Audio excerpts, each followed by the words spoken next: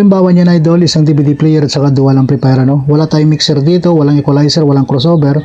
So yan lang ang gamit natin. So ngayon pwede natin makonect yan idol through RCA Y splitter. So meron ako dito dalawang RCA Y splitter. Ito, ayan.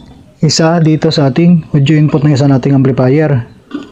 Tapos ito naman isa, dito naman sa pangalawa nating audio input ng ating pangalawang amplifier. Ngayon dito idol, kukuha tayo ng signal dito sa ating DVD player. Ito, RCA to RCA ang gagamitin natin dito, papunta dito sa dulo nitong RCA Y splitter natin. Tulad nitong RCA ang gagamitin natin dito, output lang tayo dito sa ating left and right output ng ating DVD player. Tapos ito ngayon, yung dual na to, ito ngayon idudugtong natin dito sa ating dalawang RCA Y splitter. Ayan.